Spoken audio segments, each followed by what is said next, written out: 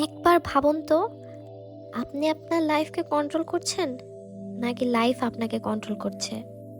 বাইরের দুনিয়াকে জেতা খুব সহজ, যদি আপনার মনকে আগে জয় করতে পারেন। এমন কেন হয় যে আপনি কিছু একটা করতে চাচ্ছেন এবং সারাদিন অন্য কিছু করে পার করছেন? সহজ কথায়, আপনি আপনার লাইফের কন্ট্রোল পুরোপুরি শয়তানকে দিয়ে দিয়েছেন। আপনি আপনার লাইফে সাকসেস পেতে চান, এটার অ্যান্সার হ্যাঁ কি না? এমন শয়তান আছে যে আপনার থেকে আপনার জীবন, আপনার লক্ষ্য, আপনার পরিবার, আপনার ভবিষ্যৎ, আপনার ডাটা সব কিছু কেড়ে নিতে চায়।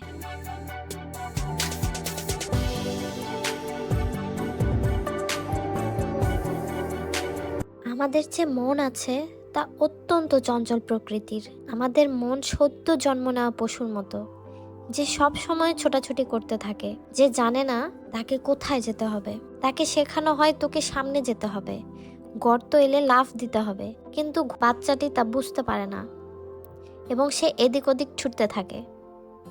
ঠিক তেমনি আমাদের মন সব সময় ছুটাছুটি করে। আপনি দেখবেন যারা লাইফে সফল হয়েছেন তারা তাদের ইন্দ্রিয়কে সর্বপ্রথম কন্ট্রোল করেছেন। বাইরের দুনিয়া জেতা অনেক সহজ হয়ে যাবে যদি আপনি আপনার মনকে কন্ট্রোল করতে শিখে যান। যতদিন আপনার লাইফের কন্ট্রোল অন্যদের হাতে রয়েছে ততদিন আপনি কিছুই করতে পারবেন না। সর্বপ্রথম নিজের লাইফের কন্ট্রোল নিজের হাতে নিতে হবে। Take back the control of your life. বারবার এমন কেন হয় যে আপনি কিছু একটা করতে চাচ্ছেন কিন্তু সারাদিন করছেন অন্য কিছু? আপনি যে আমার এই ভিডিওটি দেখছেন, আপনি তো চান লাইফে সাকসেসফুল হতে, নয়তো কেন আপনি এই ভিডিওটি এখনও দেখছেন? এক কথায় বলতে গেলে আপনার লাইফটি পুরোপুরি শয়তানের কন্ট্রোলে চলে গেছে, যে আপনাকে তার ইচ্ছে মতো চালাচ্ছে। যদি সত্যিই আপনি আপনার জীবনে সফল হতে চান এবং নিজের বাবা মা এবং নিজের জন্য কিছু করতে চান, নিজের লাইফকে ব্রাইট করতে চান, তাহলে পরিশ্রম আপনাকে করতেই হবে। বাবা মার কাজ শুধু নাম রাখা, কিন্তু সেটাকে উজ্জ্বল করার দায়িত্ব শুধু আপনার। আপনি আপনাকে ভালো অবস্থানে নিয়ে যেতে চান, কিন্তু আপনি তা পারছেন না কেন বলুন তো? আপনি ফেঁসে গেলেন কিভাবে? দুনিয়াতে যেসব খারাপ শক্তি রয়েছে, যেসব আপনি চোখে দেখতে পাচ্ছেন না, কিন্তু সেগুলো আমাদের মনকে কন্ট্রোলে এনে ফেলেছে। যদি আপনি জানেন যে আপনার অযথা মোবাইল ইউজ করা যাবে না, যদি আপনি সত্যিই জানেন যে ফেসবুক, ইনস্টাগ্রাম চালানো যাবে না, যদি আপনি জেনে থাকেন যে সারা রাত কারোর সাথে মোবাইলে কথা বলা যাবে না, নয়তো আপনি কোনোদিন লাইফে সাকসেসফুল হতে পারবেন না, যদি আপনি এই সবই জেনে থাকেন কিন্তু তারপরেও আপনি অসহায়, আপনার লাইফের উপর আপনার নিজের কন্ট্রোল নেই, তাহলে বোঝাই যাচ্ছে যে কোনো এক অদৃশ্য শয়তান আপনাকে চালিয়ে আসছে। এইটুকু বুঝতে কোনো সায়েন্স লাগে না। আপনি আপনার বাবা মাকে একটি আরামের লাইফ উপহার দিতে চান, হ্যাঁ কি না? আপনি একটি বড় বাড়ি কিনতে চান, হ্যাঁ কি না? আপনি একজন ভালো মানুষ হতে চান, হ্যাঁ কি না? এই সব প্রশ্নের উত্তর হলো হ্যাঁ, কিন্তু আপনি তা পারছেন না, কারণ সমস্যাটি আসলে অনেক বড়। এই দানব অদৃশ্য, এবং অবাক করার বিষয় এই যে এই দানবকে আমরাই তৈরি করেছি। একটু খেয়াল করে দেখবেন, শয়তানকে কিন্তু ঈশ্বরই বানিয়েছেন, কিন্তু এই আধুনিক যুগে শয়তানকে বানিয়েছি আমরা।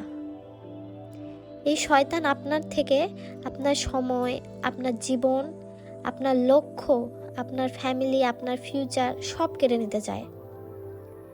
এই দানব আপনার মোবাইলের ভেতর রয়েছে। আপনি মোবাইল ইউজ করেন না, মোবাইল আপনাকে ইউজ করছে।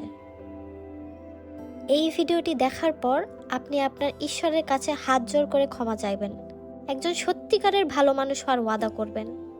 প্রতিদিন অন্তত একটি বার করে এটি করবেন। আসলে হয়েছে কি, আমরা পড়া করতে করতে ঈশ্বরকে ভুলে যেতে বসেছি। ঈশ্বরের ইবাদত না করাকে মানুষ ফ্যাশন মনে করতে শুরু করেছে। বাবা মার সাথে রুড বিহেভ করাকে ফ্যাশন ভাবতে শুরু করেছি আমরা। খারাপ ভিডিও দেখা, খারাপ ভাষায় গালি দেওয়া, বাড়ির মানুষের সাথে খারাপ আচরণ করা আমরা এখন শিক্ষিত ভাবা শুরু করেছি। প্রতি সন্ধ্যায় একবারে মনের ভেতর থেকে ঈশ্বরের ইবাদত করা শুরু করুন।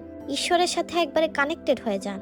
তারপর যে শান্তিটা আপনি পাবেন সেটা ভাষায় প্রকাশ করার মতো নয়। প্রবলেমগুলো চলে যাবে করে কেন যাচ্ছে না? কারণ এই প্রবলেমগুলো শক্তি পাচ্ছে কোথায় থেকে? পৃথিবীর বড় বড় বিজনেসম্যানদের থেকে, যারা এমন প্ল্যাটফর্ম তৈরি করেছে যা সময়ের সাথে সাথে আপনার ফিউচার, আপনার ড্রিম, আপনার লাইফ, আপনার ডেটা, আপনার চয়েস সব কেড়ে নিচ্ছে। এদের থেকে আপনার দূরে থাকতে হলে আপনাকে আপনার বাবা মা এবং ঈশ্বরের সান্নিধ্যে আসতে হবে। আপনার মনকে মজবুত করুন এবং সত্যিকারের বন্ধু খুঁজুন। এখন আপনার মনে প্রশ্ন আসতে পারে যে ভালো বন্ধু চেনার উপায় কি? সেই আপনার সত্যিকারের বন্ধু যে আপনার পা ধরে আপনাকে নিচে টেনে আনে না, বরং যে আপনার ভাঙা পাখাগুলোকে আপনার সাথে জোড়া লাগায়, যাতে আপনি আরও বেশি করে উঠতে পারেন।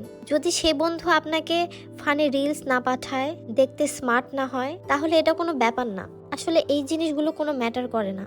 আপনার সত্যিকারের বন্ধু সেই যে আপনাকে এগিয়ে যাওয়ার জন্য অনবরত প্রেরণা দিতে থাকে, যে বলবে তুমি ভুল করছো, এভাবে তুমি সফলতা পাবে না। আর আমাদের অভ্যাস এমন যে আমাদের যারা ভুল ধরিয়ে দেয়, ক্রিটিসাইজ করে, আমরা তাদের থেকেই দূরে সরে যাই। হতে পারে তারা আপনার সত্যিকারের বন্ধু এবং সেই কারণে আপনার ভুল কাজের জন্য আপনাকে সতর্ক করছে, আর আপনি তাদের সাথে কথা বলাই ছেড়ে দিলেন।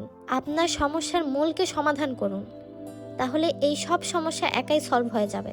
একটু খেয়াল করে দেখুন তো, আমাদের চারপাশে শুধু রোগ আর অসুখ বিসুখ, বিশেষ করে ডিপ্রেশন। বেশিরভাগ মানুষই এখন ডিপ্রেশনে ভুগছে। আপনার নিজের জন্য তো আপনার সময় নেই। রাত 3টার দিকে ঘুমান আর দুপুর 12টায় ওঠেন। সারাদিন লেখাপড়া করার চেষ্টা করেন, কিন্তু মন বসে না পড়ালেখায়।